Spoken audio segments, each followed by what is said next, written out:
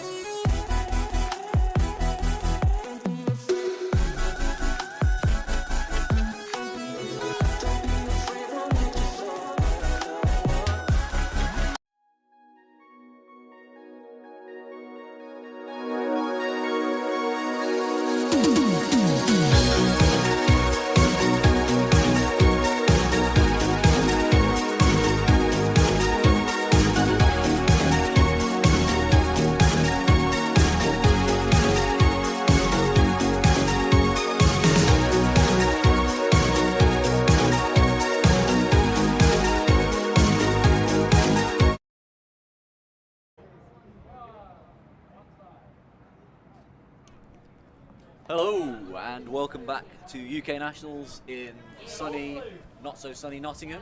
My name is Sean Colfer, joined by Lorcan Murray for this final game in the pool stages of the mixed division between Heck from Scotland, I believe largely in Edinburgh, and BN1 from Brighton. This is a pool stage game, but given the results so far, this is a de facto quarter-final, essentially. Heck and BN1 have both beaten Newcastle Brown. Heck 14-11, BN1 11-8, so 3-point wins over Brown for both teams. Whereas both teams have also lost to Deep Space, and both teams lost 14-8. So we have very similar results.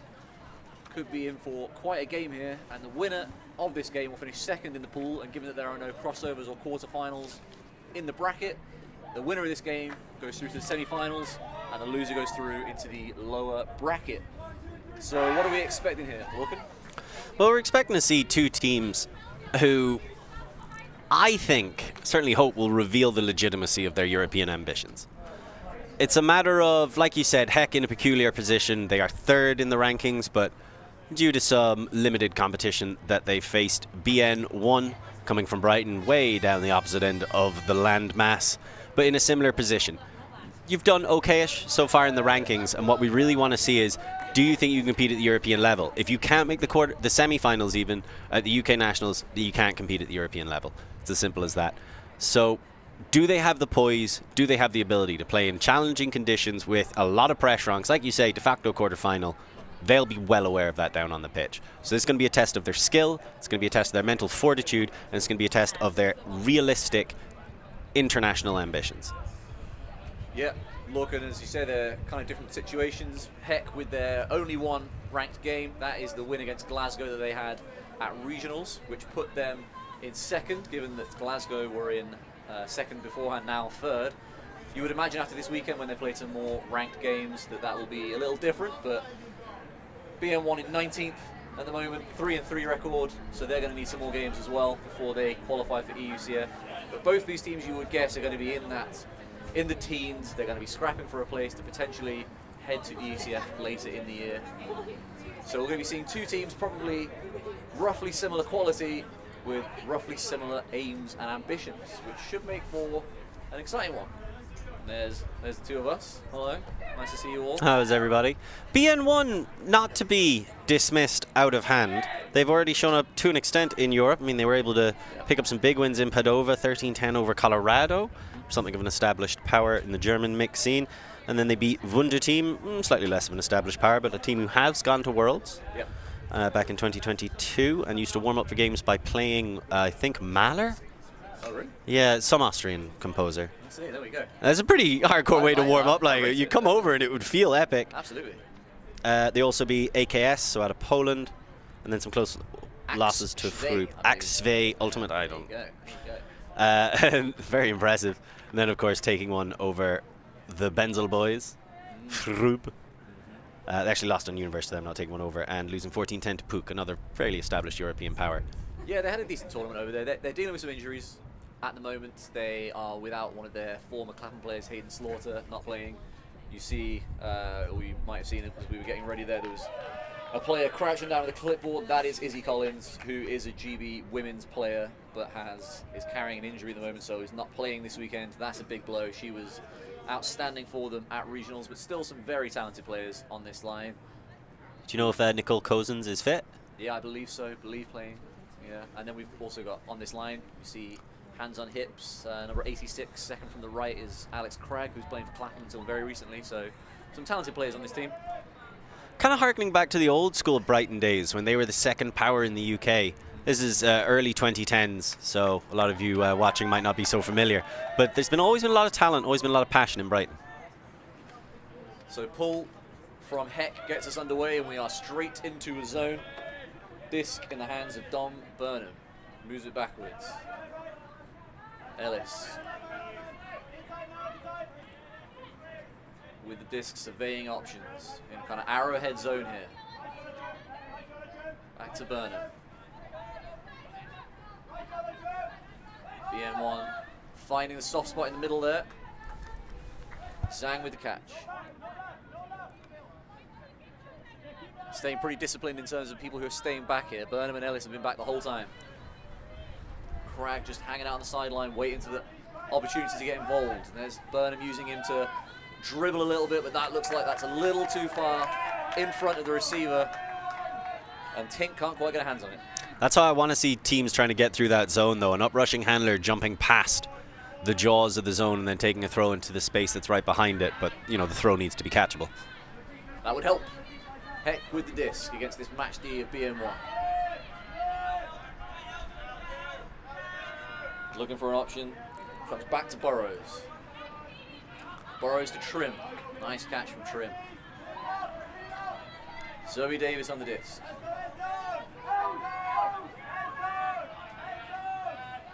Looking for an option. Not 100% sure who that was for. Looks like it was maybe for the person at the front of the stack, but there was a miscommunication for sure.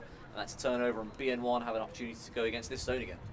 I think she was expecting a cut from the stack to that far sideline. Kind of threw it in anticipation.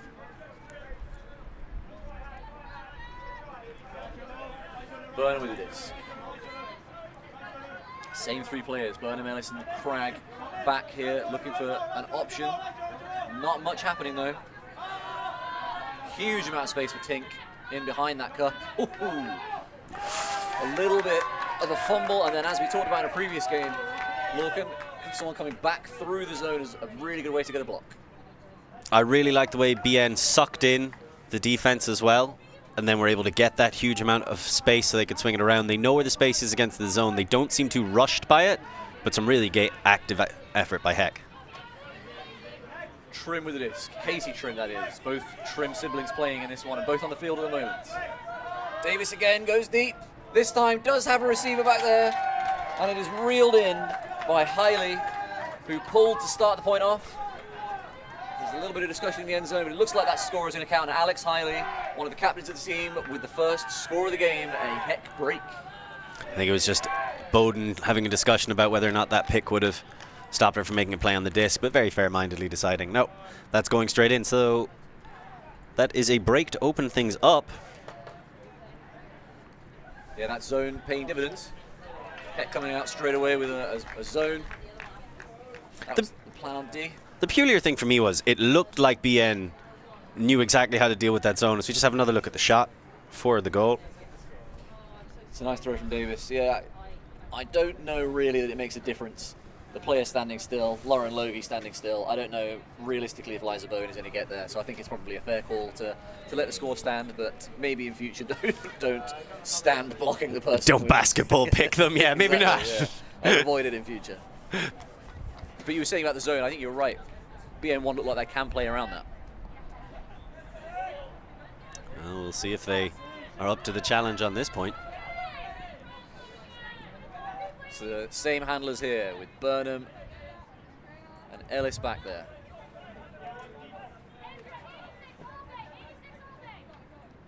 There's an old school Brighton jersey on the far sideline. There is, isn't there? That vest over there. But we're seeing Heck very happy to kind of give up space behind, and Burnham takes it to Cragg. Green stretching there, and it sounds like Heck are coming out of that zone. There is a call here. There is a travel. There's a travel call. Travel call over on that far side. The throw from Burnham to Cragg. We were talking earlier, and you said you don't really like travel calls and open passes. Yes. Open passes when you're on the sideline? No, I don't really like that travel call. I mean, Burnham had a lot of space from what I can recall of the throw, and Cragg was totally wide open in space downfield. I don't really, unless he's done a jig and, you know, taken 20 yards, I don't realistically think it's made a huge amount of difference. But it is what it is. The players are you know, entitled to call what they want on the field. I wonder how long Heck are going to stay with this zone if throwers with a quality like Burnham are just going to be this comfortable finding those spaces behind it. Yeah, I think you're right, especially when you've got players like Cragg who's finding that space as well. So if you've got a good thrower throwing to a good thrower, at that point you're trying to isolate matchups and keep the disc downfield. It kind of becomes pointless, doesn't it? He just looks so casual about it. Yeah. It's kind of, I'm not fussed. I'm just going to sit into this, take my time. We can see there the camera moves away, as it should, to follow the disc, so we can't quite see if he slides his foot. But I think would be leaning more towards your interpretation of the travel rule than the markers.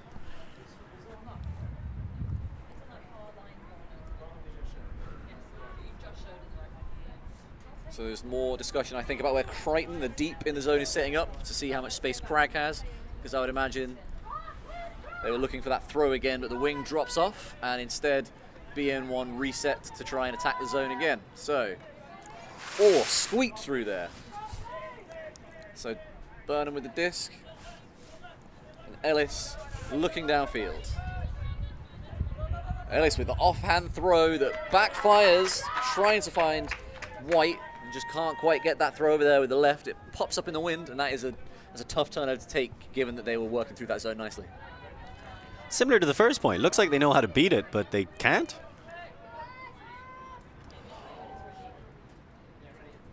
And there looks to be a foul called there. Now, do you think that was a layout bid, or did Burnham fall there? No, I think what happened was Burnham tripped over his own feet and fouled. Whereas if he'd stayed running and hadn't tripped, he would have got a run through D. I am inclined to agree with you. That didn't look like, yeah, that's not a layout bid, is it? I think he's fallen over. And that's a contested foul gone back. I've been looking at the replay, I've only seen it once, and it was caught the tail end of it, but it did look as though the contact was maybe after the disc had already gone, but both players seem pretty happy with the contest, so we go back to the thrower. Both players are pretty happy, is about as good as it gets.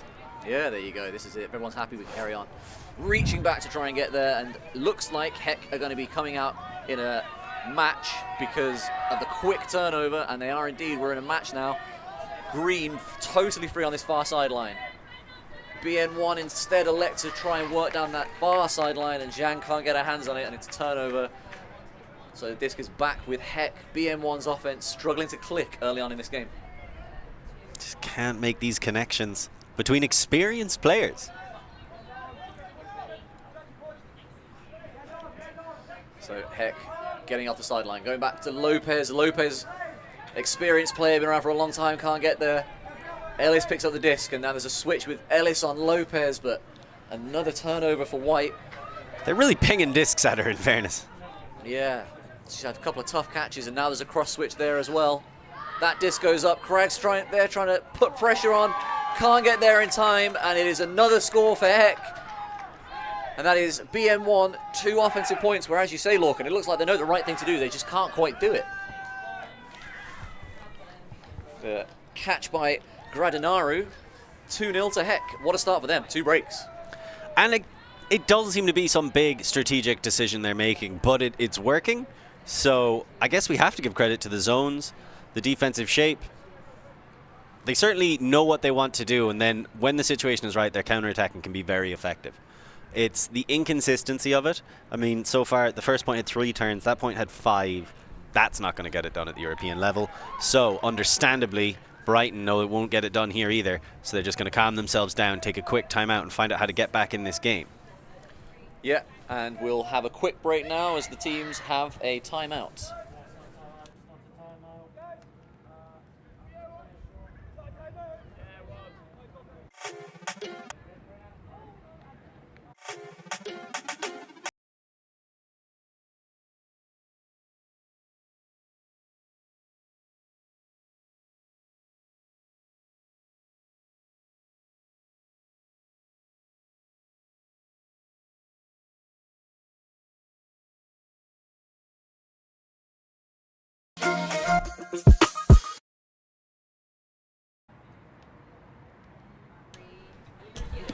Welcome back to UKU Nationals.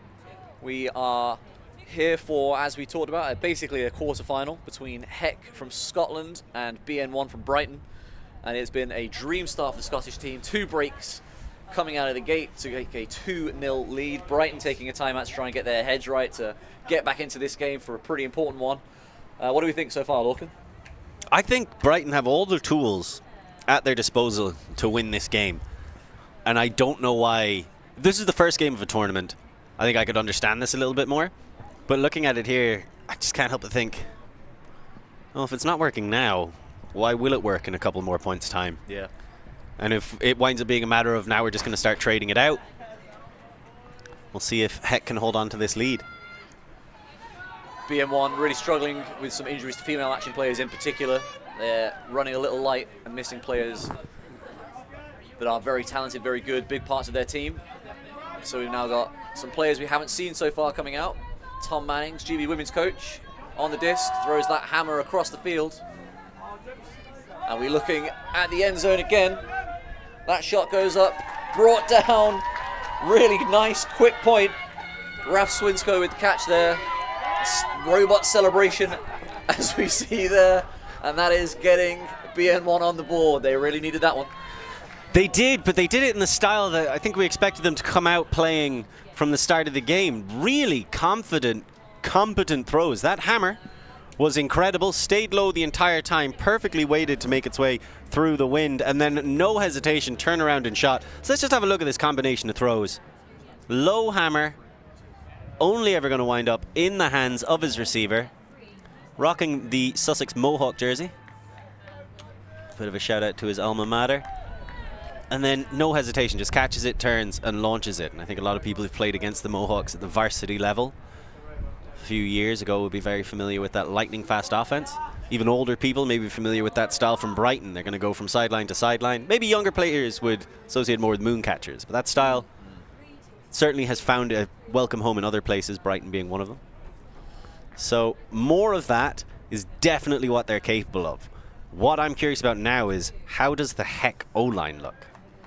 True, we haven't seen them so far. It's been all their D-line. Their D-line which has been very successful, so certainly not a bad start for them. But you're right, let's have a look and see how this O-line looks. And it's a pull from BN1 that goes straight out of bounds. Looks as though Heck are going to take it from the sideline, get some yards. And we have Burrows going over to pick it up. He's taking a few more yards, and here we go. Looking in field in a 3-4 setup. They've got 3 male matching players handling, 4 female matching upfield, and there's a foul called there.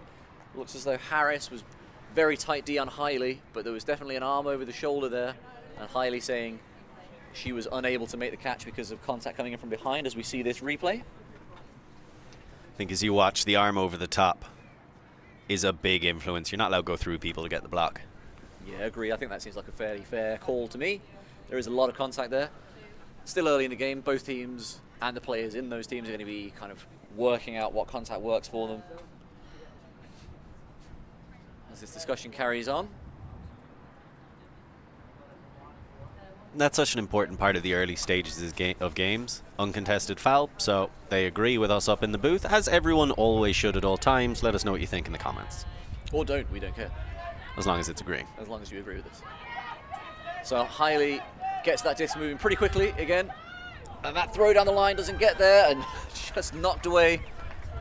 Defender making sure, resounding swipe at the disc by Patel. I like that, yeah. Like you say, you want to be certain. Lock that stuff down. We're talking about some long-standing established powers out of Brighton. Here comes one himself. Here's Ben. On the disc. Back to Brinkworth. Brinkworth with the turnover. He's going to be mad at himself for that one. Prides himself on those inside breaks, making the right throw choice. And Heck, I was going to say Heck setting up with a 1-6, but it is a 2-5, just a second handler taking a moment to get out there. Nice, a round throw by the lefty. Burrows and Hiley into the end zone. Goal for Heck, and their own line doesn't look too bad, Lorcan.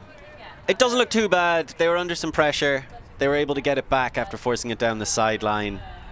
Didn't get to see a huge amount of the BN1 D-line offense either. But that kind of play right outside the end zone, fundamental. And you know what, also just pretty fun and a little bit mental.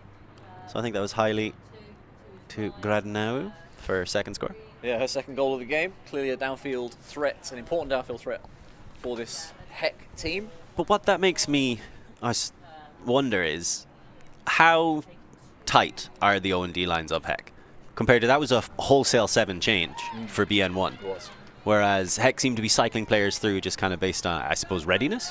It could be. I mean, they have a bigger roster than BN1. They have more players available, so not entirely clear to me how they're running it. It could be that we've seen several teams so far run 2 lines where you alternate, where if it's, we saw Reading earlier play a situation where it doesn't matter if it's O or D, one line will play, and then the next point, the next line will play, and we just alternate. It doesn't matter whether it's O or D. It's more the case of keeping a cohesive unit, and you get to play with the same kind of players. I like the cohesive unit approach. I do think there's a necessity to letting players play consistent points. They can build up I was D-line players, maybe that's just me, but you build up a head of steam, you build up an intensity, you start to really find yourself in the match. It can be tough to find the rhythm of the game if you're sitting on the sideline for 3-4 points in a row as a D-line player if you don't get on, right? And frustrating. O-line handler wouldn't know anything about that. Burnham with the disc. Burnham, just not enough on that break side swing over to Cragg, and BN1 creaking a bit here. Would have liked to see him take on the giant searing deep shot that was briefly available. I think we saw the rather gangly form of Alwyn Ellis make a cut. So Heck with the disc now, looking for an option. Wide open Logie downfield. Is it a fake through the legs? Coming back, reset.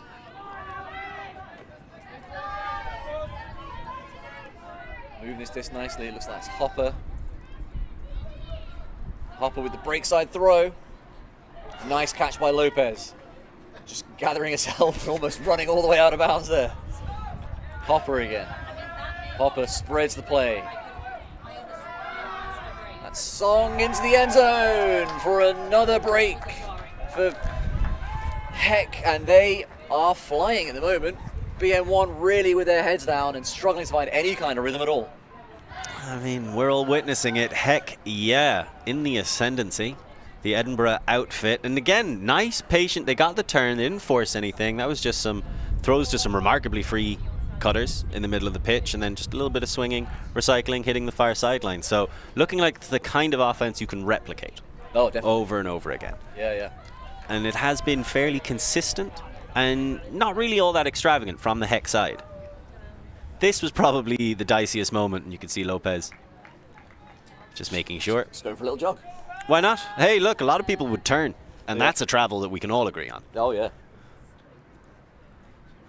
But the movement here is all the way, the backwards movement, the swing, the score. No one really close to anyone of that yet in a green shirt there. The coincidental thing happening here is, of these two teams, the one practicing the old school end zone drill at the start of the game was BN1. Was it? I think it was Heck. Oh, it was Heck. Well, there you go then. That's the offense perfectly in action. Yeah, that is. That was the end zone drill. We were saying I haven't seen someone do an old-fashioned end zone drill in a long time, but they did actually have a cut from the back of the stack and someone in a reset position throwing it for a goal. So there we go. Old school, baby. Old school, still works. BN1 moving that disc quickly now with Mannings on the far side. As you may be able to hear from our microphones, the wind has massively picked up in the last 30 seconds or so. You wouldn't know it from that hammer from Mannings, but Bonsaw can't get his hands around it, and that is another turnover for BN1. Maybe not the hammer, but certainly the catch. Yeah. But again, that's Brighton. I thought that hammer was on all day. That's how they want to play against this Heck defense. They know where the gaps are. They trust their throwers to hit them, and yeah, it's not coming off right now. Like you said earlier, Lorcan, that's the style they played with for a long time. But now it's with Heck, and that is the first turnover in a little while for Heck. Dick trying to find Hiley. I believe that's those are the two captains of the team, and it's back with Mannings as BN1 try to solve this zone again. Hammer over the top. Varley with the disc. Varley with a big rip deep against the wind with a pretty big boy in Fraser Stewart playing deep. There was a lot of things to criticize about that decision. It's a choice. We're now with Heck. It looks like Trim to Stewart. Stewart into the middle of the field. There's Elliott. Looking for an option. Full spin and then back to Trim. Trim goes deep. Mannings is there, but just on the wrong side, and that is another goal for Heck. Heck confident, taking those deep shots, getting those blocks and converting them every single time at the moment.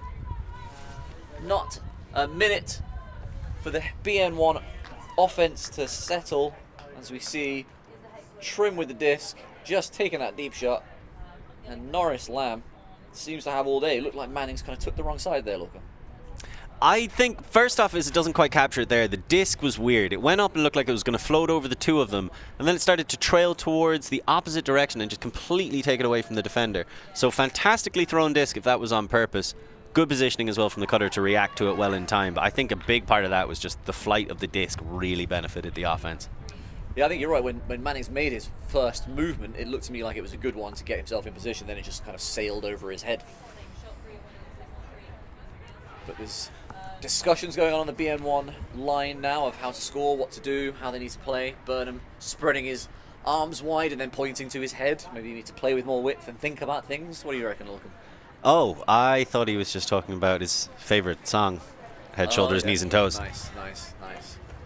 Just get people's minds off it. I mean, sometimes you got to de-stress. You're 5-1 down. You're a team known for fun-loving criminality. So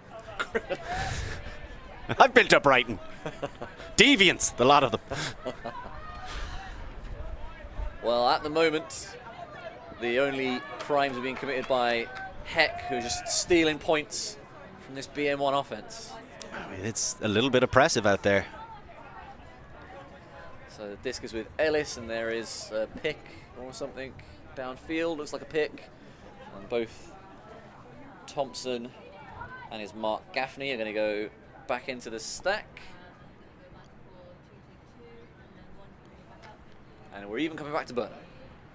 All right, all the way back to the start.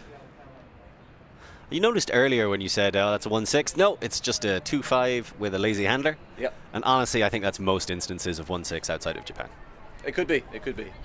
You see this a lot as well. McLaughlin has dropped into that lane. So there's an old Pittsburgh dump cut where you just run laterally across and catch it immediately on the break side, just like that.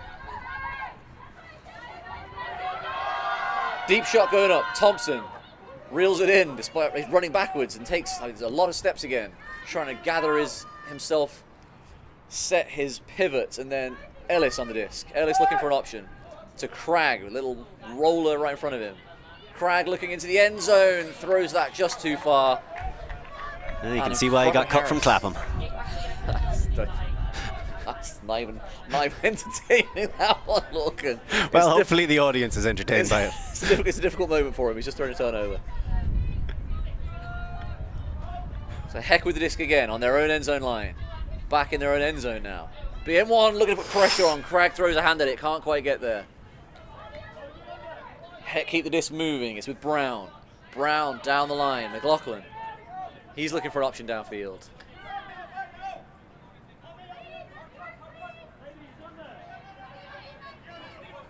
Middle of the field now. Lawrence Lamb back to McLaughlin. And to Brown again. Brown looks for a reset. Manages to find McLaughlin back here. Seems to be running this point. Lauren Logie with the disc. Looking for something. Steps into that inside. Throws in to Trim. Trim fakes that to Brown. Trim looking to go back as well. Trim finds Song, McLaughlin, and then there's Logie. And that is just slick disc movement from Heck. Staying calm, taking good options, moving it around, and BN1 are just not getting anywhere close to it at the moment. Brown and McLaughlin were fantastic throughout that point, playing it between each other. At one point, Brown just put a delectable leading pass down the sideline for McLaughlin to chase onto. But again, fundamentals, keeping it simple, the dumping, the swinging, the end zone offense. Nice and calm, and Logie gets the final score, but I think something you pointed to earlier is something Heck have also picked up on. This fact that BN1 are coming in here with a lot of injuries to their top tier female players, because a lot of the success we've seen from the Heck offense, I personally feel, has been led by their women, especially once they get towards the end zone, or once they get even within the red zone, so within their opponent's brick mark. It does seem like a lot of those crucial passes, certainly in the first point, and again we see it there, that they are quite confident just continuously hitting those opposite sidelines. Yeah, 4 of their 6 points have been scored by their female matching players. You can see they're really looking to isolate downfield in those high value positions, and they're getting a lot of joy from it at the moment, and trying to just contain what the male matching players on BN1 are able to do. They're doing quite a good job. They are. 6-1. They are. They really are. Heck's first year as a team, and they're currently ranked second in Europe, and at the moment looks like they'll be going to a UK Nationals semi-final. Which one of those means more to you? Well. This is a European ranked game, so they're not going to drop in position after this win. Well, it's more that I think they probably will, because I imagine the algorithm has them winning like 15-0 against BN1 because of their second-ranked position. Yes, you know? that makes sense, actually. They also lost already to Deep Space today, which I imagine, given they're ranked above Deep Space, is a bad yeah, that's going to them. come back on you. Yeah, that's going to. Exactly. So the second rank is more notional at the moment, but still, they're playing very well and on track for a semi-final here. As we see a little inside throw to beat the zone, layout bid coming in from Taylor, who can't quite get there, and Brighton now off to the races a bit. They're finally getting some quick movement. Green with the disc. Looks downfield. Taken down by McCrindle. McCrindle to the end zone. Layout catch. Just about managed to get her hands underneath it. That is Izzy Green, the other Green sister on the field. And that is a much needed score for BN1. Incredibly needed score, but they did it their way as well. Some big old loping throws. Getting a little bit adventurous. We're going to have a look at the one right here, and I think this is the one that really carved apart the whole defense. Low release, high flight, but trusting your receiver. And then McCrindle just turns around again. Even that throw was going low all the time. Could have made it a little easier, but you know what? No, I'm going to make you look good. Come on, they've got the hearts of seagulls. Natural-born scavengers. You can't just leave it out there for them. This is a discussion that we were having before the game for the viewers about the best animal mascots or animal logos for Frisbee teams, and Lorcan was very taken with the seagull that used to adorn the Brighton kit back in the day. Common animals that you find around the place, or animals that are local to your area, and then all the animals in our area are fairly boring. Like, be easy to go, oh, I want to go with a stag, or I want to go with like a wolf, and you're like, wolves haven't existed in this country for hundreds of years. That's Albert and Scram that you've just criticised. Carry on. Yeah, exactly. Oh, you want to go with proud animals. And you're like, I don't want lions or anything like that. So there's the whole nation of the Netherlands. Sure, yeah, Netherlands. The Dutch, we don't like you either. I want like moths. We'll come back to this. We can criticise more nations and people. Disc now with Hopper. Hopper comes to this near sideline to Hiley, the American. Looking for an option.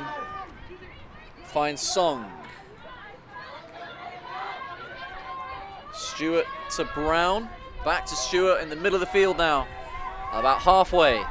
BN1's defense has stepped up a little. They're dropping off a little on these marks. Song. Brown.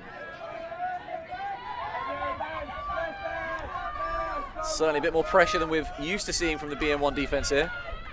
Making Heck work for it as we get a poach off, but Hopper is able to play through it and catch it anyway. Moves it quickly to take advantage of the poach. Does a really good job of getting the disc through there, but there's a pick called by Molly White, and that is going to go back. I believe That is McLaughlin, who... No, it's not. That is Cameron Dick. It's Cameron Dick. So this is back with him just outside the end zone. It did seem BN1 much more active, a couple of switches downfield and attempting to set up momentary gender clamps so they could limit the options. So heck, maybe the consistency and the fundamentalism of their approach is starting to become a little bit too predictable. They worked through it, abused that poach, scored. Yep, scored in the end. It just needed highly clearing out, and then Casey Trim was able to come back into that space. And another good hold for Heck. Only 2 offensive points for Heck so far, and that one is their first clean hold of the game. But I mean, they haven't needed clean holds, have they, Logan? It's their first offensive point since they were 2-1 up as well. So, and again, it's how they respond, right? So both times, the only 2 times that Brighton have scored, immediately Heck come out. Relatively clean offense. Even that first one, it wasn't so bad. They were able to clamp it down, and then the turnover, obviously, right outside of Brighton's end zone kind of undid them themselves to an extent. But they're very clinical. They are. They don't seem to get rushed. Even when that still kind of started getting higher, it's not like Fraser was under a lot of pressure, near enough the brick mark. Doesn't take on something ridiculous. They just keep working it around. They trust each other. They'll lead each other. And then that kind of play does lend itself to people think they can poach on it, but then if you just work to your second option, your third look, you'll start to find the holes in those poaches, abuse them, and then get clear shots to the end zone like that. One of the things you said there, Lorcan, about them being able to, being clinical post turnovers and being able to grind and get those turnovers.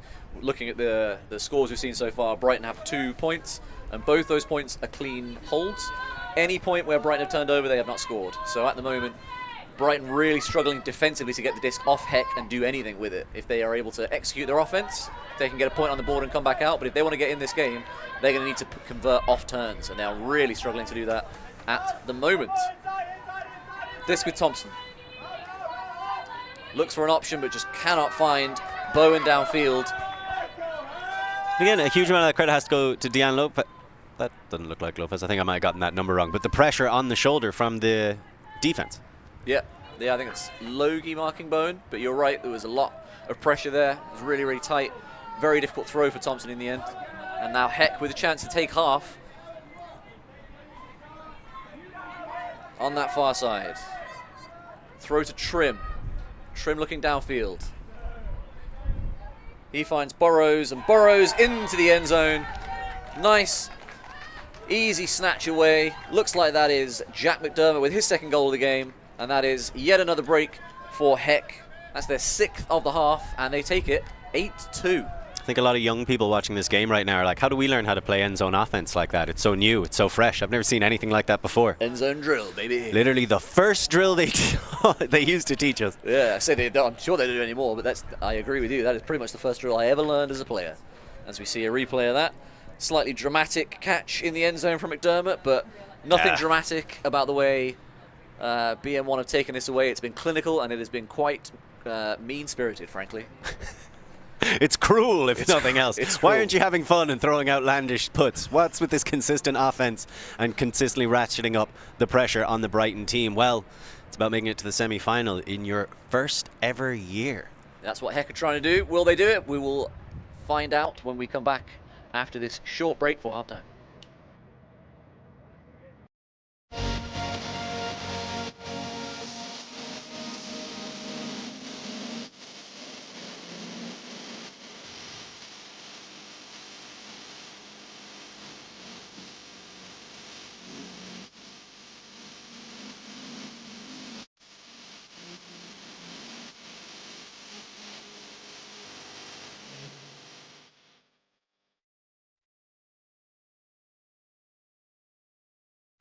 We are Hive Ultimate, a group of players and coaches from all over the world working together to progress the next generation of Ultimate strategy.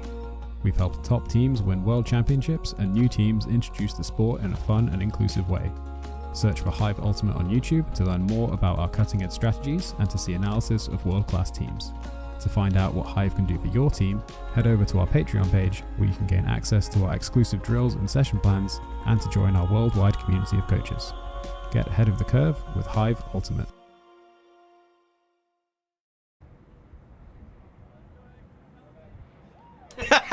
Welcome back, everybody, to the de facto quarterfinal of UK Nationals, where Heck took half 8-2 against BN1.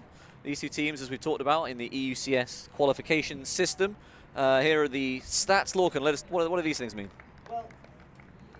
First off, and I think it's always important to state this at the start, you should never trust maths. But right now we're going to go through it. The rank right now, and these are weighted. Heck being second, we touched on this there, second ranked coming into this tournament. Part of that is down to the virtue that they've only played one team, and that team was Glasgow, and Glasgow are currently ranked third. However, as we have a lovely look at the scoreboard and our wonderful co-commentator Hanny, you can see the huge difference that will start happening here in the ranking is everything is weighted by who you play, who you beat, provided that they've also said they want to use it for that tournament. So Heck are expecting to drop down following their loss to reigning champions Deep Space, who are below both Glasgow and Heck, but every opportunity to fight their way back up. Brighton on the other side, they need a win. This much of a loss will probably knock them out of contention for the most part. Yeah, they're already slightly out of the top 16. As you saw there, 15 to 7.5 is the expected score. Before this game, I would have said that would have been nowhere close. But this, at the moment, is looking like it could well be 15 to 7.5, 15 to 7 or 8, we'll see. As that roller pull comes in, and it turns out to be an absolutely brilliant pull. So Song to Hopper, who finds Trim with a lovely throw across the field. Casey Trim, the Great Britain under-24 player. Show Game Uni Player of the Year a couple of years ago. There we go. And that is a very well-regarded publication. Thank you, thank you. Trim to Hiley. Hiley goes deep. Patel is in the vicinity. Is that going to drift too much? Struggle to read it. Patel gets there and knocks it away twice. No call. That's just good play from Patel deep in that zone. He's able to find the space in between 3 Heck defenders, but he picked the flight of that disc better than anybody. It was drifting down. That's great possession. You know it's going to take more than one touch. Would have liked to see him catch it rather than try to knock it down to the ground a second time. Certainly would have made sure, wouldn't it? Plus, as we touched on earlier, it just gets the offense going again. Yeah, quick starts. We've seen several times today how valuable quick starts can be, but now the disc with Burnham. Over to Swinscoe. Burnham again. BN1 in their own end zone. Swinscoe with the disc. Looking for an option downfield. Punts that deep. He's looking for Jupp. Jupp is chasing after it. Patel's in the vicinity as well, but Hiley gets a hand on it. Thought she was going to come down with that, but in the end, it hits the deck anyway. She's moved like 20 meters deep of everybody for that entire point. Heck, the one's getting it moving quickly now. Hiley. Back to Burrows. Burrows looking downfield. It's a visionary throw. Wide open Norris Lamb there. Back to Hiley. Hiley been so important so far for BN1, and Trim for some reason has no one anywhere near her. Brighton still in this zone, and Trim to Song, who tries to drop his foot in, but he's a little too far out. And Hiley to Trim, great catch. Leaves her feet to make sure of it. What a fantastic left-handed catch in the end zone to extend the lead out even further. 9-2 now to the Scots. And the way they isolate cutters attacking the far corner. I know we keep saying this end zone drill, but it's just about keeping things clean, clear, and under control, just like any ambitious teenager. And the way they get the timing of all of these moves down so effectively, it's always one cutter. It's not two people shutting each other off. It's one cutter following and timing that continuation, which is so difficult to do, and it takes a lot of practice as well as a lot of understanding of each other. So you see Tang there, back to Hopper. Hopper finds Hiley, and Hiley with the inside throw. Great catch from Trim. It's actually a crazy hard throw. Looking at it a second time, an inside backhand break to throw it past the defender. So that's a very hard way to finish that really effective move. It's a male matching defender on Trim as well, so that gap is even more narrowed. I think a lot of that, like we saw Hiley get that huge D over 3 chasing Brighton. Like they're not making the adjustments. It just seems like Heck have done so much more homework than Brighton have, which I guess is the difference between Edinburgh and Brighton in a lot of ways. Mannings with the disc. It's a Cragg, big layout bid there coming in from McDermott, but Cragg secures it. Cragg in field. Lopez tries to go and get it. Big defensive pressure here from Heck. But so far, BN1 playing through it. Zhang back to Mannings. Mannings has got all manner of throws in the locker. He'll be looking for one of those. It's with Tink looking into the end zone to Thompson, but that is knocked away, and another opportunity goes begging. Big time play as well from Stewart. But again, look how close that was to the center of the pitch where they're trying to finish it. They're not throwing to the corner and wait and knowing the cutter will be there. They're seeing a cutter and thinking, how do I get this to this person? That's the difference between talent and technique. Yeah. One of the children running onto the field causes a stoppage. Just picked up and carried off there. We've got a child on the pitch. Rough handling. Child on the pitch. Just carry him out. Should have had a competition. So it's with Stewart now. Stewart looking downfield, but nothing there. Resets. Cragg sees that coming all day. Gets that run through block. Good force from Thompson. And Cragg with a little scuba over the top. It's a really important hold for BN1, and also the first time that BN1 have scored off a turnover in the whole game. Showing that they're able to get back into it. But again, that seemed a large part down to the talent of Cragg to pick that off. And then Brighton just doing Brighton things with the no-look scuba for the score, which I'm always a huge fan of seeing. And we obviously want to see this competition get a lot closer. I'm a little bit of a loss. Brighton seem to know how to do everything they need to do, but they're just struggling on the final execution. Yeah, we've talked about this in the whole game, haven't we? There's no situation here where this Brighton team doesn't really know what to do. It's just they're struggling to do it with any kind of consistency, as we see again. Cragg see a tall man run into the end zone and think, I'm just going to put that thing up in the air and see what happens. Put that thing back where it came from. It's Mike Wazowski, I believe. Mike Wazowski? There we go. We've got children running on the field. We're talking about Monsters, Inc. It's just a whole family affair. That's what Ultimate is. It's for everybody. And that's why here at ULTI.TV, we try to keep it as free as possible for everybody. Good connection. Your uncles, your aunts, your grannies, your gramps. Children. Eh. We can take a leave of children. As long as they're not on the field, we're fine. All right. So BN1 coming out on D. They have quite a hill to climb here, but they certainly have the talent and the experience to do it. See if they start shortening their lines, because they need to put together a big-time run. How many people they've got to shorten lines, you know? Yeah, that's true.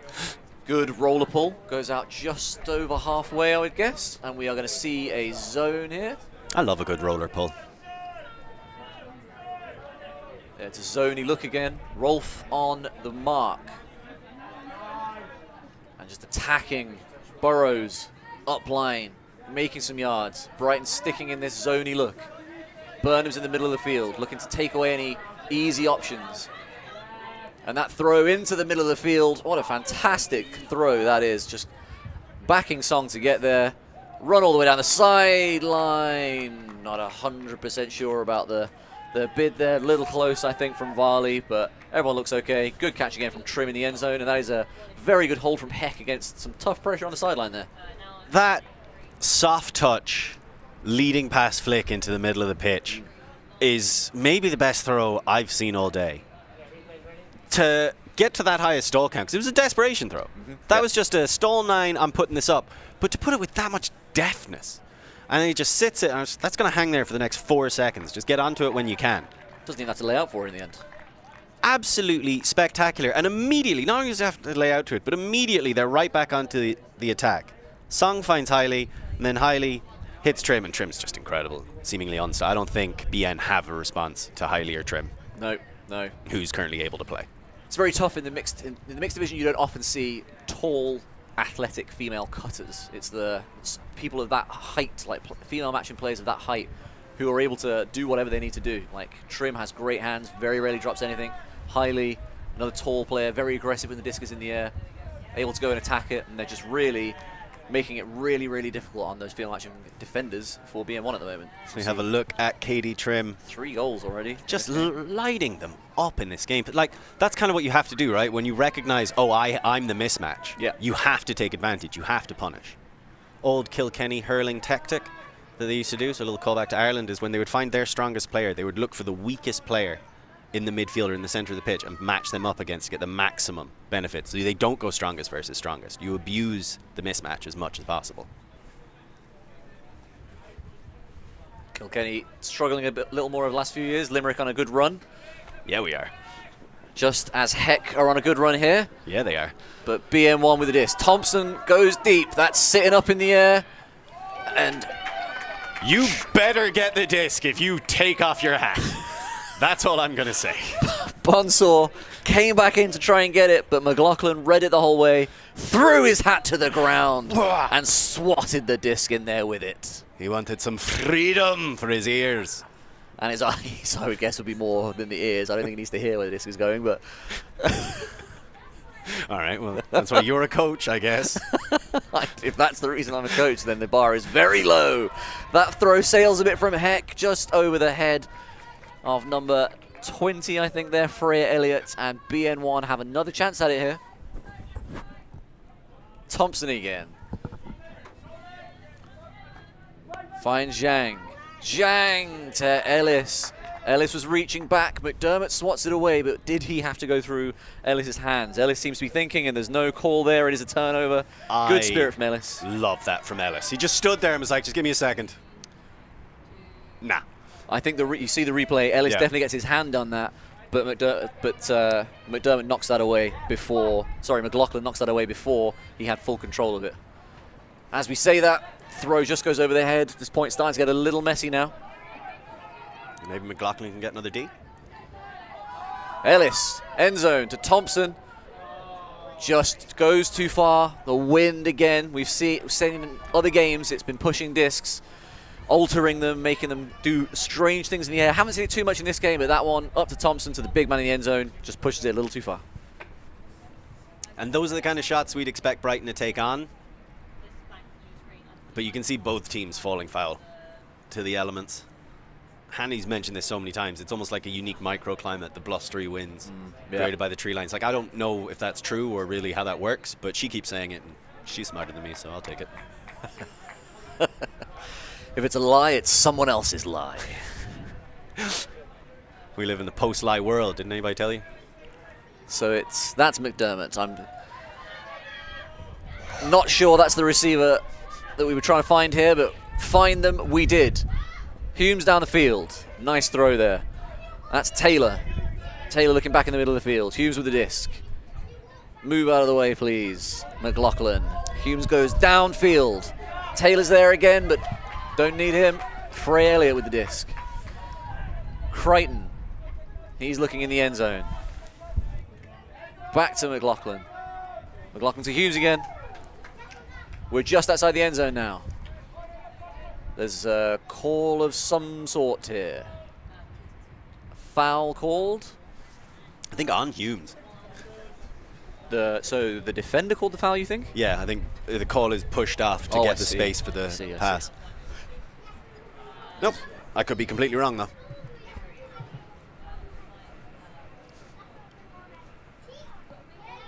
Bit of discussion. Looks like the disc is staying where it is.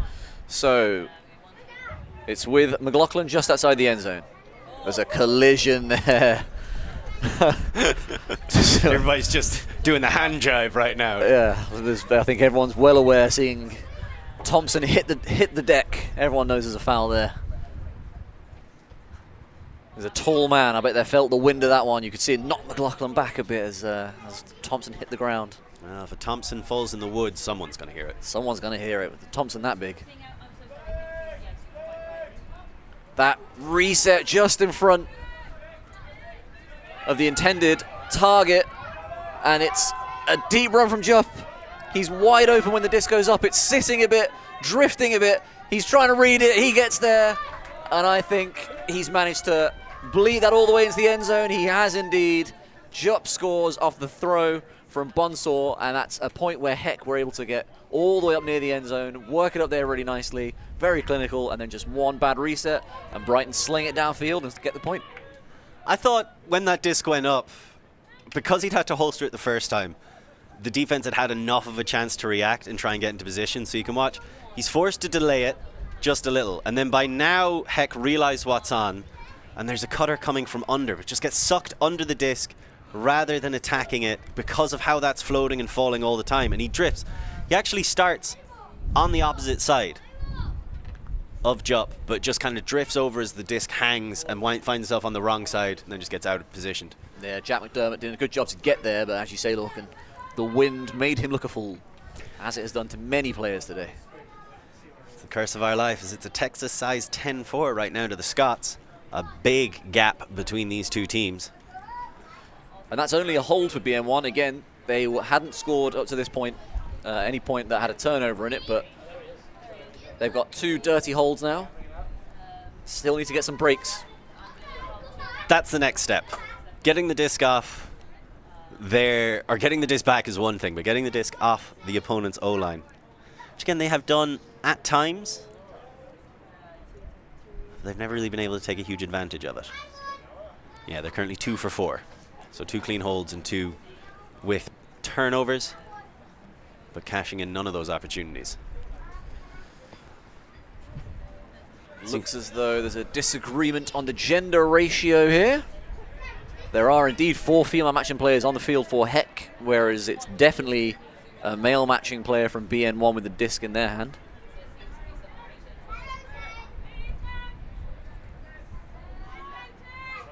So this is one of those moments where everybody has to refer back to their clipboards and say, yeah, but we had this many of this gender the previous, and Believe we me. pull, and Believe me, I've been there. Even with a clipboard, it is sometimes quite difficult to keep track of. there's a way of just picking an end zone and then you always know. But that's when you've got lots going on. It is quite easy to forget about that. There was a point in a recent tournament against Switzerland in a warm-up tournament where we were halfway through the point and then the Swiss were like, hold on, you've got too many male matching players on the field. And I looked up, looked at my clipboard, looked up and was like, you are correct, that is true. So we had to get someone off and put another female matching player on. As we get a deep cut go there, Brinkworth peels off. Brinkworth gets the block, gets there ahead of Burrows. Burrows, who had lots of separation from Swinsko, but good peel off from Brinkworth.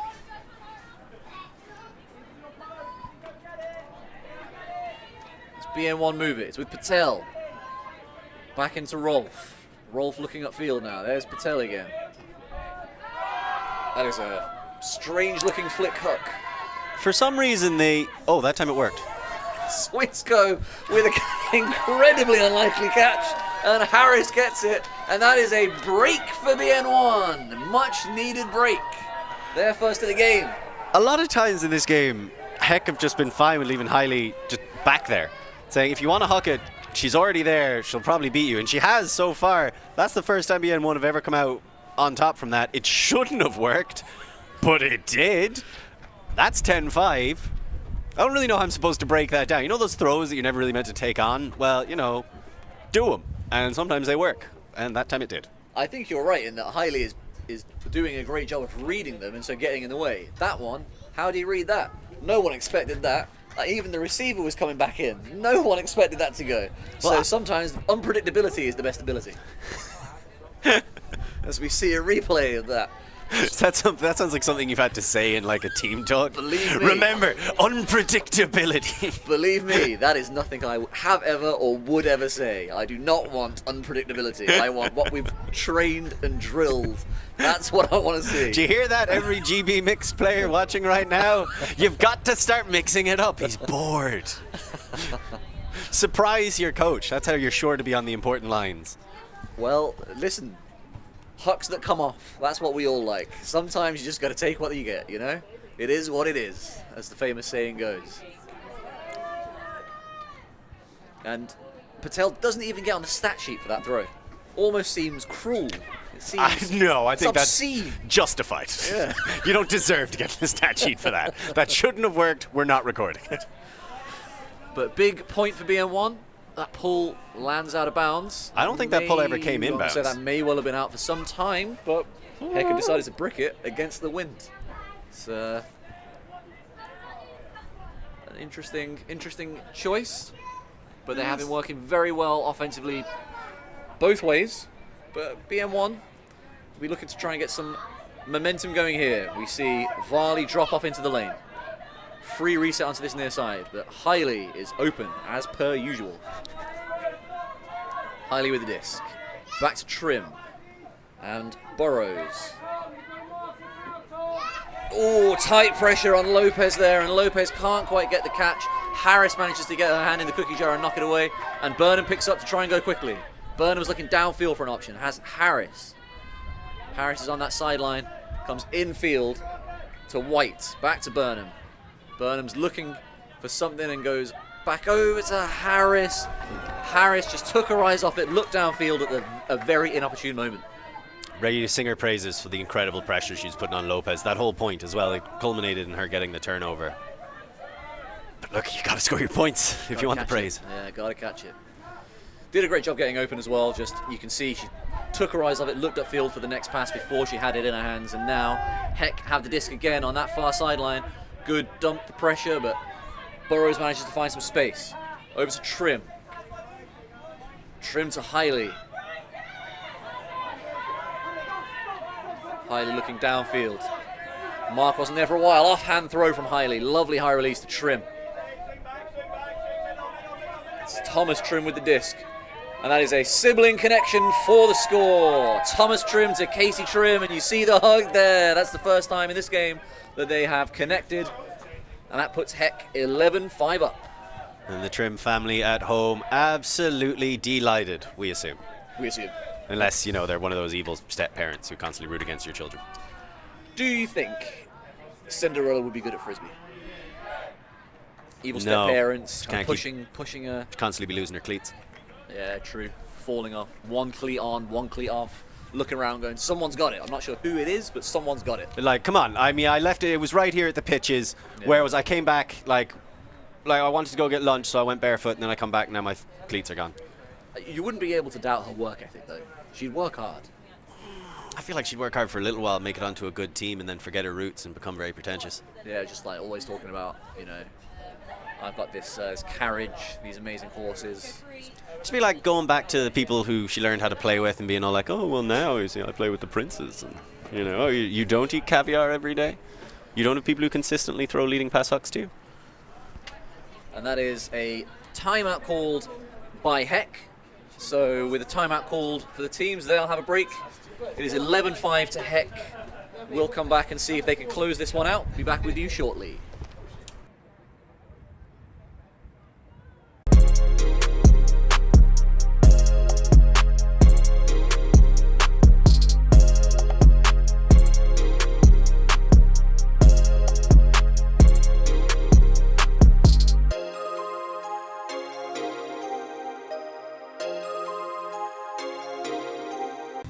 I'm Steph Pazzo, and I must eat. Sometimes commentator, sometimes food eater. On my ultimate travels in 2023, I sampled culinary classics from all across Europe, Oh, wow. guided by some of your favorite ultimate players. That's the Dutch hospitality for you right there. I'll give you an insight into the secret spots that only the locals know of. Are these the best schnitzels in Vienna? Yes, of course. Yes, of course. Go find Steph Pazzo on YouTube. Like and subscribe and follow the European Ultimate Must Eat series.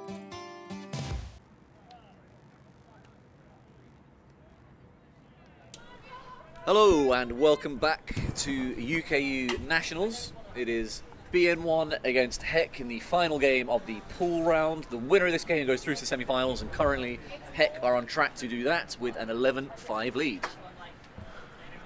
It's been a much more exciting recent run of points. The unexpected, I suppose, exciting for everybody rather than just the Scottish. The incredible lead that Heck were able to build has been slowly picked away by Brighton, something they will continue to work on going forward. Yeah, an 8-2 first half to Heck. Since then, Brighton have picked it up a little. They're up in the second half. Got one break to Heck's no breaks. But obviously, an 8-2 lead is pretty difficult to take apart, and we'll see Brighton or BN1 continue to try and do that. As they move the disc against this zone, and in the first half, they were playing against this zone, doing all the right things, but just kept making execution errors. And now we are just outside the end zone, and they seem to be working it pretty comfortably. Thompson looking for an option, has Cragg just outside the end zone, about a foot out. We have like 4 players run into each other there. Bowen runs to the front of the end zone, brings Hiley with her at exactly the point where Ellis is trying to get free at the front. A collision happens there. Doesn't like it's anything bad. Looks like we're all going to reset. We're all good. Cragg with the disc, looking for an option in the end zone.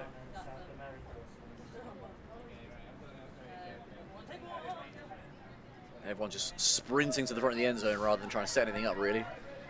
It's back to Tink. Tink looking for something. Tink with a hammer. Dean, but Ellis keeps his eyes on it. That is extremely unlucky. But again, think about how crisp Heck look when they hit the end zone space. Think about how Brighton looked there. All those people attacking at the exact same time to the exact same space. I would also like to say before the replay comes in, I think Ellis had a foot on the line when he caught that. But look, it's a score. It's 11-7, which is much better than 10-4. Gaffney with a big hand on that. I think he might just be in. I thought the same as you. I thought his foot was on the line, but that is very, very unlucky stuff for Conor Gaffney. Got a very big hand on that, swatted it away, but swatted it right in to Ellis's hands, bounces up in the air. Good concentration, to be fair, from the BN1 player to reel that one in. Ellis with the goal. I really thought Tink was in a lot of trouble. That stall count was getting higher. The force was incredible. And eventually just forced to pop up a lofty hammer that just about works out. But just about works out is how Brighton like to do things. It is how they like to do things for years. I think that's the second best bobble and catch we've seen so far today. We saw in the first round, we saw Alex Greer absolutely blow a catch on a hammer and then catch it on the second or third time of asking. Was that the layout bobble catch? No, there was one in his back corner down here. It was very funny. Okay. Because there was also a massive layout bobble catch today, which might be the best bobble catch I've ever seen in my life. I didn't see that one, but great I think it was stuff. Bristol. We just love seeing bobble catches. I love flubberguts. Yeah, it's very funny. Trim with this now. Looking downfield. But we've got Hopper wide open on this near sideline. Instead goes to Hiley, and Heck working it swiftly downfield. Hiley with a bobble catch, catches it with the knees. That'll inside! The inside too close to Sam Bonser, who knocks it away. And another opportunity for BN1 here. They're one break up in the second half. Can they take advantage of this and go two breaks up? Rolf with a very aggressive throw over to Varley. Varley with a very aggressive throw over to Bonser. Hiley is trying to recover onto it, doesn't get there in time. Double happiness for Sam Bonser, and that is a big score for Brighton, bringing them back into the game even further. That's 11-7 now, Lorcan. That's a lot more like Brighton, right? Like, that's a lot more of what we expected. Big sideline to sideline, adventurous throws, expansive throws, sketchy throws, whatever you want to call them. Having the confidence to take him on, having the athleticism to bring him down. That's how they like to play. They're getting into their style, but are they getting into it too late? Maybe, but it's never too late. We've seen comebacks throughout the course of the day today. Rolf just drifting it over the handle mark and then just slapping it deep. Bonser's got plenty of space. Varley spotted him. You can see Bonser with his hand up for a good 3 or 4 seconds before Varley threw it. But the turn secured by BN1, and that's now a great run for them in the second half. It's 5-3 in the second half to BN1.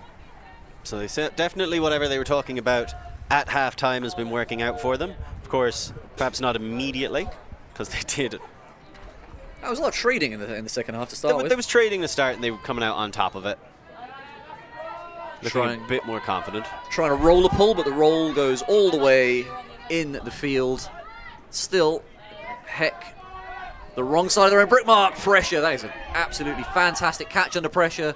The throw, a little too much dip on the chip there, though. And it's now with Burnham. Burnham looking downfield. Lovely inside throw. This time Harris keeps her eyes on it the whole way. Harris looking downfield. Throws down into Jupp. Jupp tall, brings it down. It's another break for BN1, and BN1 getting loud, as are the Brighton sympathising people up in our commentary area. All two of them. But a point for Heck where they were looking good and then just drifts a little too far.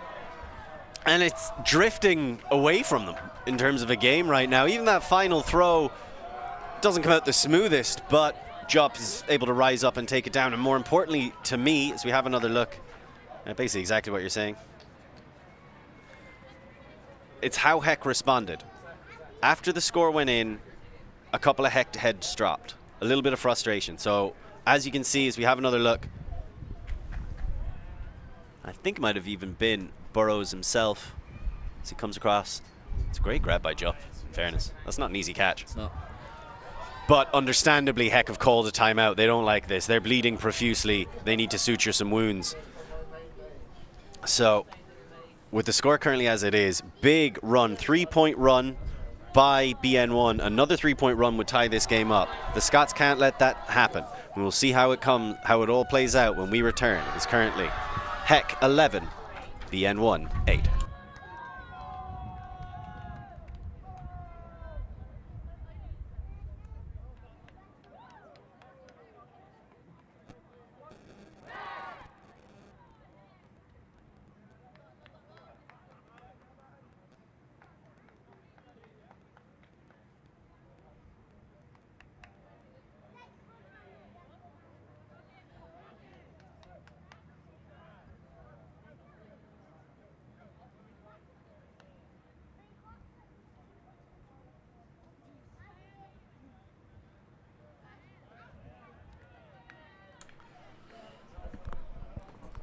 Hello and welcome back.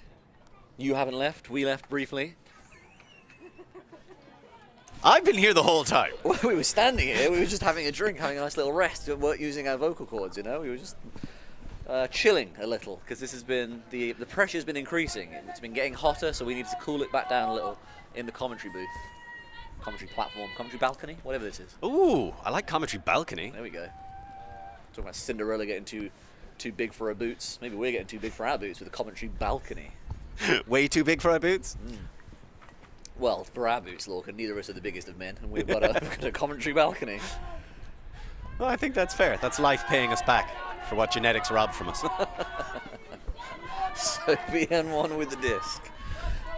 Burrows to Hiley so consistent and reliable for Heck all game. Offhand throw back to Stewart. Green peels after looking for a block. Logie's free on this near side. Disc finds a way over there with Green recovering. Logie loves that fake through the legs. Doesn't come. I thought Patel might go for that one, but throw goes down just outside the end zone now. Foot pretty much on the line there from Burrows. Burrows looking for an option. No better option on that Heck team than Casey Trim. Yet another goal for her. They have no response to Katie Trim, and there they're able to find the response to the rising pressure. Just nice, consistent offense. Flow your way down the pitch. Take the breaks when they are necessary and worthwhile, but for the most part, just keep running hard and make these throws as easy as possible. Even that's kind of technically a break throw, but not really. It's mostly movement generating defensive displacement, and then they can take advantage. And then at the end of the day, I'm sorry, you've got to lay a body part into Trim if you want to stop. You can't just let her shimmy back into the middle and cut straight past you again. That was your position. You gave it up against someone who probably beat it to you in a fair contest. Yeah, but you've got to make it difficult. You've got to make it difficult because Katie Trim's too good to just make it easy on her. The problem is, it's because you'll find it in every sport, is physicality can mask talent disparities. There we are. I was like, discrepancies? No. Yeah, you mixed it too. Yeah. Disparity. And you'll see that in every sport. So a lot of people like myself with my more diminutive stature would have been rather physical on the mark. And against some people that's fine, but against other people you've got to really edge it out, because you will see as you move into the more and more elite levels, people try to take a couple of liberties because they can't keep up physically.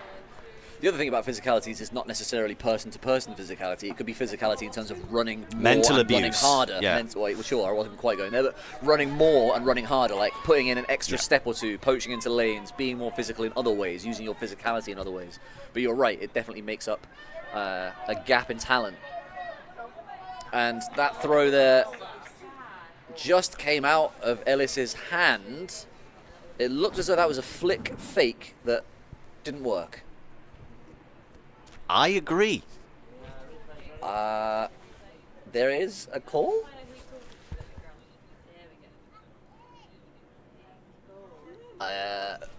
Yeah, no, it's a turnover. It's a turnover. I was gonna say, again, we were singing Alice's praises earlier for taking that second to think about something, because that breath is so crucial. Your brain is automatically going to think you're right. That's how brains work. Break throw goes up, and that is a one-pass break for Heck, but Crag is discussing something with Song. Doesn't appear to be something that's going to stop that score being a score. It is still a score and a break for Heck, a one-pass break. That's a big moment. That's a big moment. Not 100% sure what this discussion is, but that is a big moment for Heck. Just a poor turnover from BN1. Another one where we saw one from Harris earlier where I didn't watch the disc into our hands. That is just a let go of the disc and the lefty break. One pass.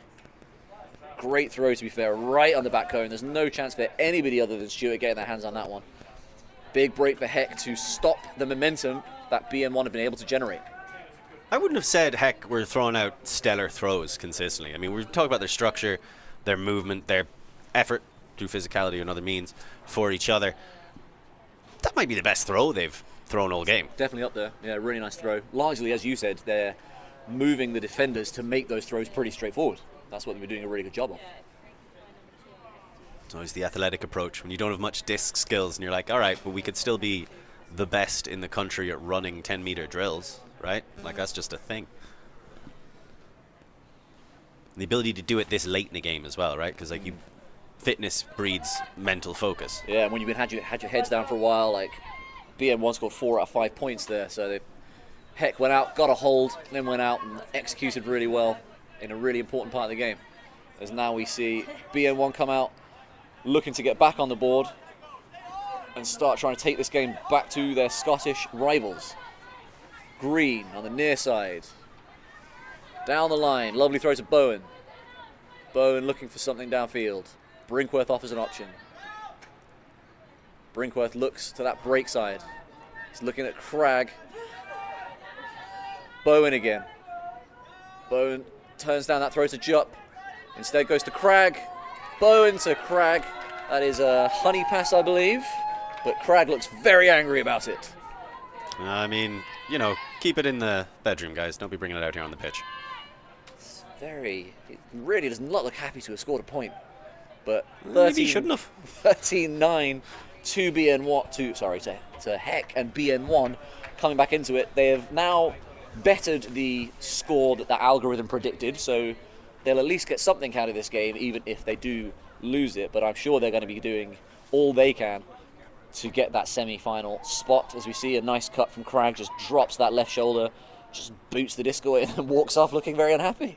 I mean, look, do you enjoy what we're doing here today? I'm having a nice time, actually. The weather's not very nice, but you know, I'm here with all my friends. It's lovely. Well, I think Crag is speaking for all of us malcontents. The Furious. problem is, if they win this game, it would have made such a big leap for them up the rankings. Yeah. And I think what they feel right now is, to an extent, their European hopes slipping away.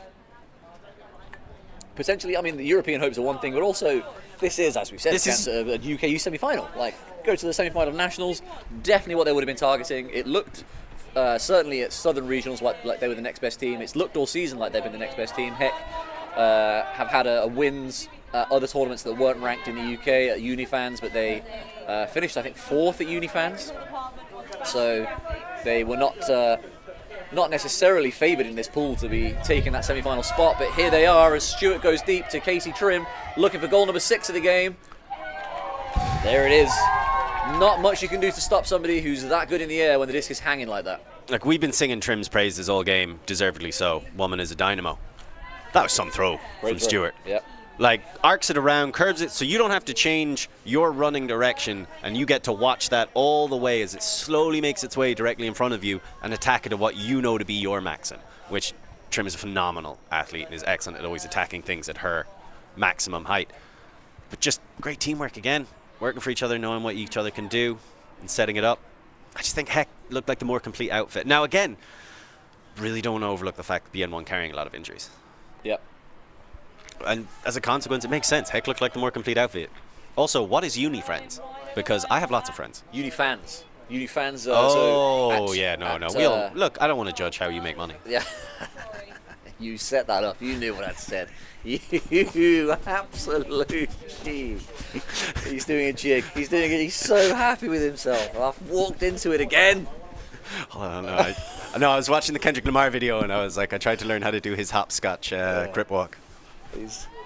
Not awful, not awful. You can't. None of you can see. I don't know why I'm explaining this like it's radio. I love how you've told the world it was not awful, though, because that's demonstrably false. Explaining it to all of you like I'm talking on the radio, but no, we'll go back to the Frisbee here as Heck get that point started again. They need one more to win this game and to take their place in the semi-finals. They would almost certainly be playing against Reading without seeing what's going on in the other games. As Mannings throws to Thompson. Thankfully, Thompson's a big target and was able to reel that one in. Thompson exchanges passes with Cragg. They're now just outside the end zone. But Thompson overthrows Cragg in that back corner. I'm very curious how Manning coaches if this is how he plays. Because in a good way, in like, I want to play for that dude.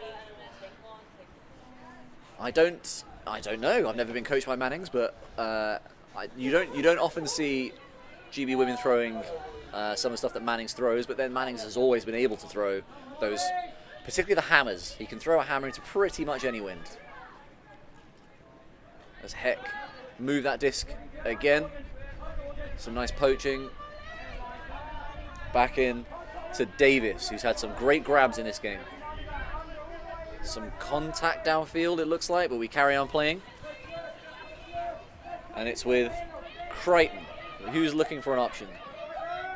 Finds one in McLaughlin. McLaughlin to Logie. Logie indicating that there is a mess in front of her, which there is, to be fair. Crichton again. McLaughlin again. Heck moving this disc nicely. Crichton quite high. Nice catch from Gradinaru. Oh, Cragg close to getting a hand on that, but McLaughlin's a hopper. Heck just moving this around, as we've said several times, making good decisions, taking on good, solid throws. Logie with the disc now. She's screaming at the downfield players because there is very little to throw to. Hopper instead. Hopper to McLaughlin. Mannings trying to get there, lays out. Can't quite get there. Looks like a switch between Cragg and Mannings to recover their positions. Heck on that far sideline now. That stall's getting higher and higher, but open reset to McLaughlin. Nice cut from Davis, but marked out by White. McLaughlin. Lots of passes in this point. Heck doing a great job staying calm, staying sensible. Norris Lamb. Hopper again. Hopper breaks that mark, and it is a catch for Logie. That is a goal. Can't quite get there. Maxine Tink trying to get there. It is a goal, and that is the game. 15-9. Heck win the game. They finished second in the pool and are heading to the semi-finals tomorrow morning, Lorcan. They're going to be bringing their consistency, their team ethos, and their love for each other up against the standard bearers of that approach to Club Ultimate in UK, certainly in UK Mixed, and that's Reading. And that, to me, is incredibly promising. You've got one of the longest standing traditions of Mixed Ultimate in the, I was going to say nation, it's not really nation, I don't know, collective group of nations, people who still worship the Queen.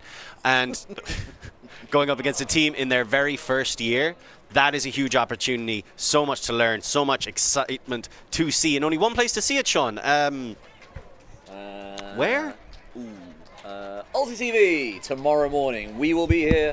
We'll be broadcasting it, bringing that action to you as we see some replays to finish it out. Manning's very close to that block, but in the end, Heck doing a great job. 24 passes to put in that break, finish the game. 15-9 win for the Scots. Congratulations to them. Commiserations to BN1. Thank you all for joining us. We'll see you tomorrow for the bracket. But for now, goodbye.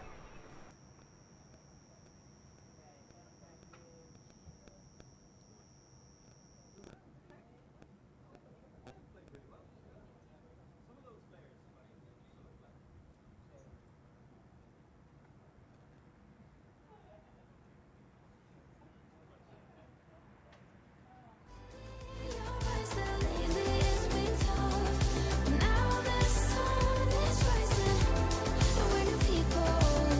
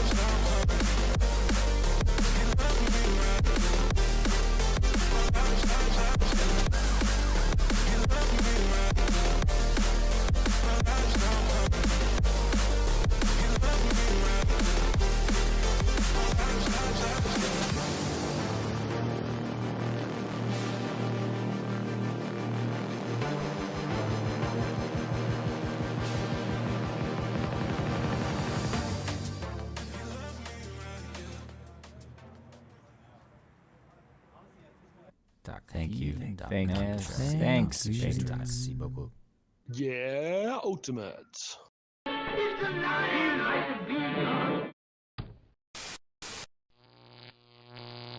ULTI.TV.